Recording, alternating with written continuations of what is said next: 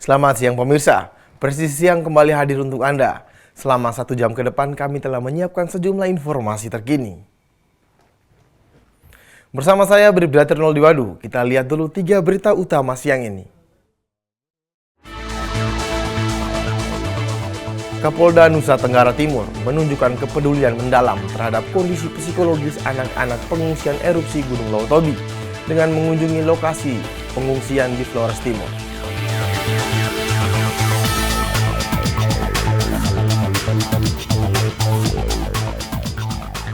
Dalam menyambut Hari Bayangkara ke-79, Polda Aceh melalui tim ekspedisi Gunung Leuser Hari Bayangkara membentangkan bendera merah putih sebagai wujud cinta Polri terhadap alam.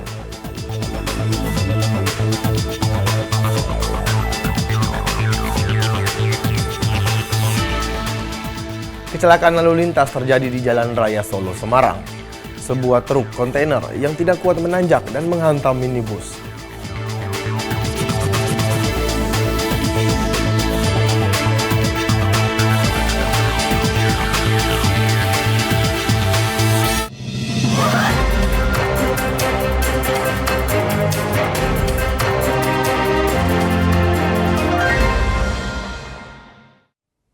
Di informasi pertama pemirsa, kecelakaan lalu lintas terjadi di Jalan Raya Solo, Semarang, tepatnya di kawasan Tanduk Ampel, Boyolali, Provinsi Jawa Tengah. Sebuah truk kontainer yang tidak kuat menanjak dan menghantam minibus. Kapolres Boyolali, Polda Jawa Tengah, AKBP Rosyid Hartanto, menegaskan tidak ada korban jiwa dalam insiden ini.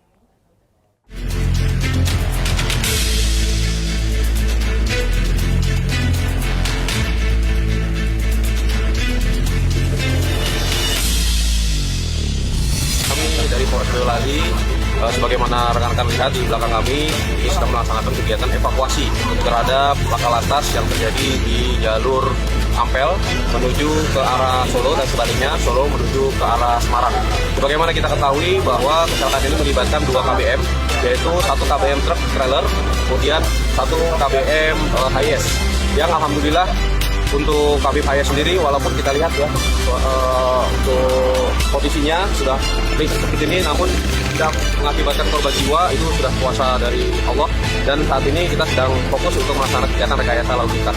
Sampaikan kepada para pengguna jalan saat ini agar menghindari dulu jalur Ampel Boyolali apabila bisa, agar melalui tol atau memutar melalui jalur alternatif lainnya, sehingga diharapkan tidak terjadi kemacetan yang lebih panjang lagi. Dan ini kita bisa lihat bersama bahwa hal ini memang disebabkan karena diduga ya truk trailer ini overdimensi atau overload ya. Namun ini masih dalam proses penyelidikan kita, di mana penyebab kecelakaan ini terjadi karena truk dari awal saat turunan sebelum Ampel sudah mengalami remblong, kemudian pas tanjakan tidak kuat menaiki jalan. Dan inilah kenapa bahayanya odol itu apabila beroperasi dan tidak ada regulasi yang tepat terkait dengan odol ini. Jadi ini harus dilaksanakan secara konsisten dan komprehensif tentunya, dengan melibatkan dari pengusaha ekspedisi maupun seluruh yang terlibat stakeholder untuk melaksanakan kegiatan pengawasan terhadap overdimensi dan overload agar menjamin keselamatan pengguna jalan di lalu lintas. Sekarang saya bersama dengan driver HIS dari Pak siapa Pak? Pak Sumanto. Pak Sumanto, ya alhamdulillah kondisinya bagaimana kita lihat baik-baik saja, sehat saja. Ya Pak ya. Amalan apa Pak yang diterapkan Pak? Selawat aja Pak. Ya alhamdulillah, mudah-mudahan ini juga menjadi pelajaran untuk kita semua ya, untuk Pak Sumanto bisa selamat walaupun kita lihat kondisi kendaraannya ringsek tertimpa dari kepala truk trailer tersebut ya. Mudah-mudahan Bapak tetap sabar, tetap semangat ya, jangan pernah takut, saya selalu menggunakan jalan, saya selalu berdoa pada saat menggunakan jalan.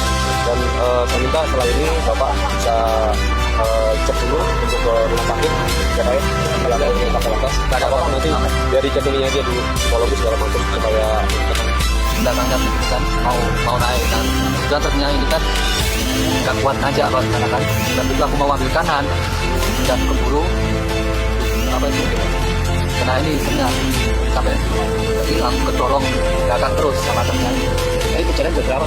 Dan sekitar setengah 6 Jadi arah mana mau kemana? Dari Salatiga mau ke Jogja. Bawa penumpang Pak? Bawa penumpang 3, alhamdulillah selamat semua.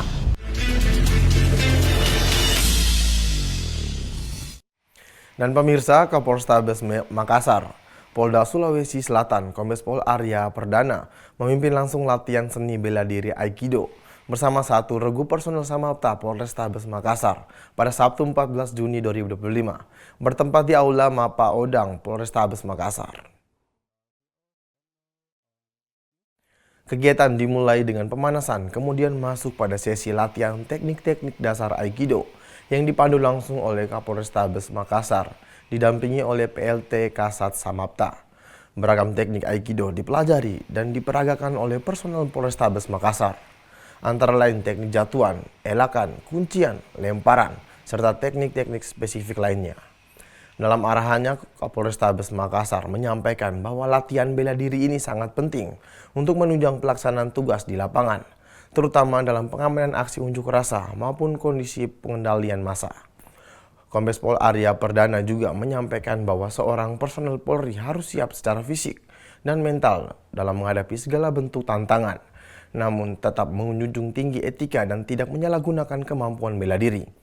Diketahui ciri khas Aikido ini tidak mengandalkan kekuatan fisik, tetapi memanfaatkan gerakan lawan. Tekniknya fokus pada kuncian, lemparan, dan elakan, bukan serangan balasan langsung.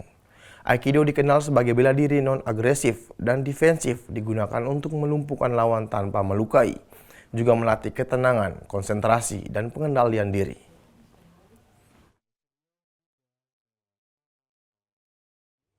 Di Medan, Sumatera Utara, pemirsa, Kapolrestabes Medan Kombes Pol Gideon Arif Setiawan menyampaikan permohonan maaf yang sebesar-besarnya kepada masyarakat Kota Medan, khususnya kepada seorang ibu warga Kota Medan yang menjadi korban pungli dari personel Polrestabes Medan atas nama Rudi Hartono.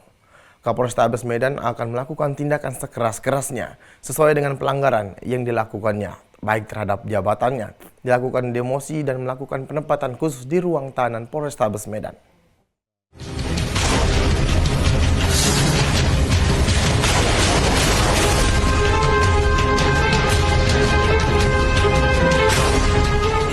Saya Kapolrestabes Medan, Kombes Pol Gideon Arif Setiawan, menyampaikan permohonan maaf yang sebesar-besarnya kepada masyarakat Kota Medan, khususnya kepada seorang ibu yang menjadi korban dari anggota saya atas nama Rudi Hartono. Dan terhadap anggota saya, mulai kemarin ya kita lakukan sejak pemeriksaan. Setelah pemeriksaan kita lakukan patsus selama 30 hari. Dan saya akan melakukan tindakan sekeras-kerasnya sesuai dengan pelanggaran yang dia lakukan. Dan saya akan bertanggung jawab penuh. Kalau ada yang dirugikan dari yang bersangkutan, silakan berhubungan dengan saya secara langsung.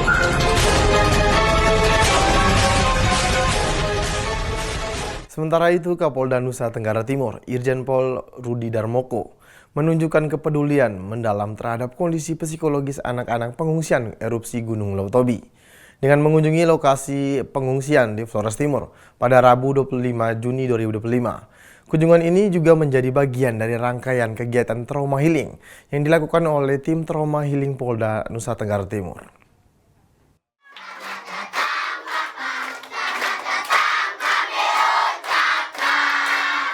Dalam suasana penuh kehangatan, Kapolda Nusa Tenggara Timur dan Wakapolda Nusa Tenggara Timur bersama para pejabat utama Polda Nusa Tenggara Timur disambut antusias oleh anak-anak dan para pengungsi.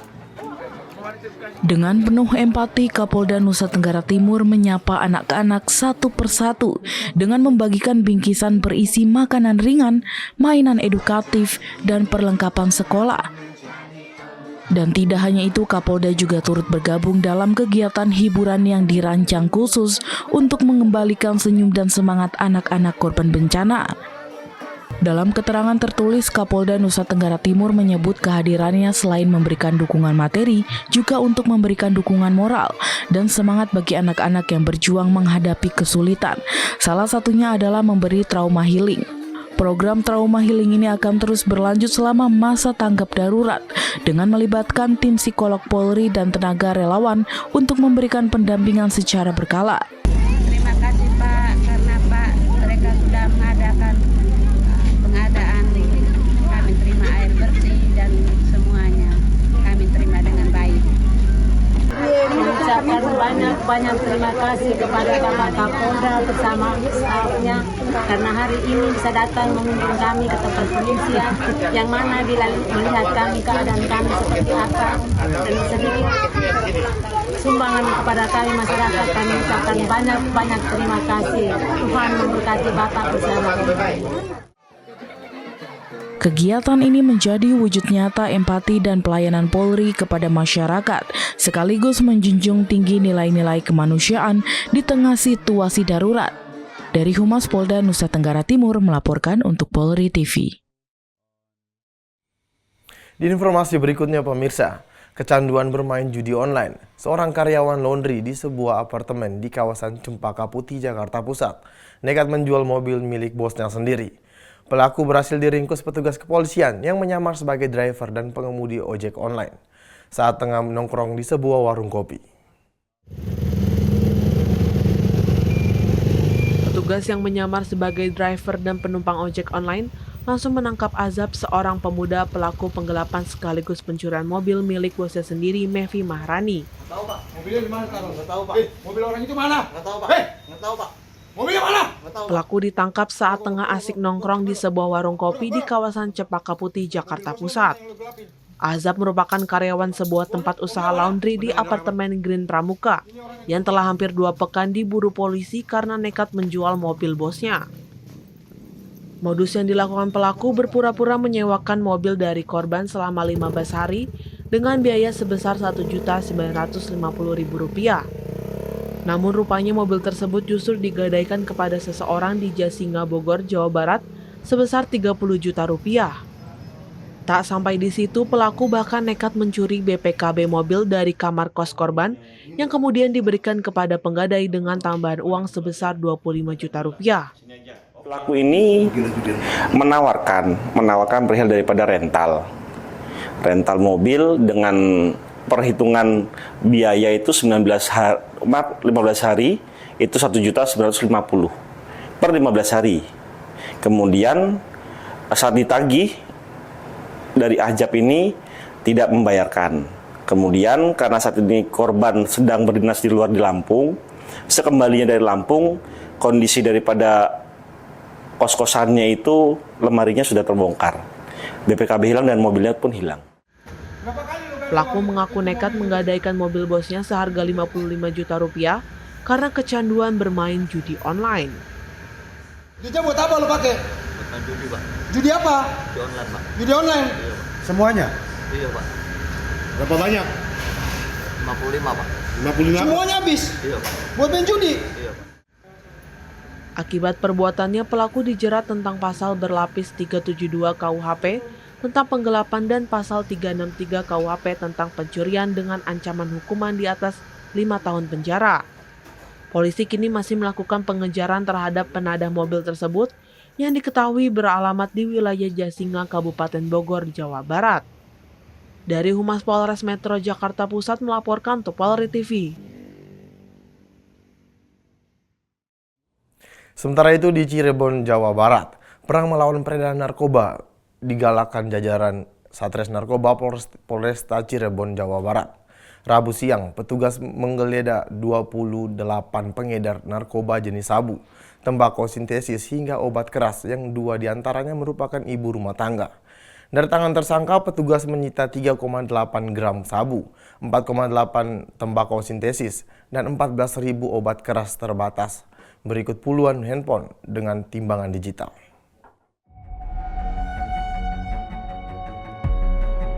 Polisi amankan 28 tersangka kasus narkoba. 28 tersangka peredaran narkotika dan obat-obatan ini digelandang petugas Satres Narkoba Polresta Cirebon, Jawa Barat. Para tersangka diamankan petugas di 20 kecamatan berbeda di wilayah Kabupaten Cirebon dalam kurun waktu 3 minggu terakhir. Dari 28 tersangka, 2 diantaranya merupakan ibu rumah tangga yang salah satunya adalah seorang janda. Selain menggulung puluhan tersangka, petugas juga menyita berbagai macam barang bukti diantaranya sabu seberat 3,8 gram, tembakau sintesis 4,8 gram, dan 14.000 obat keras terbatas.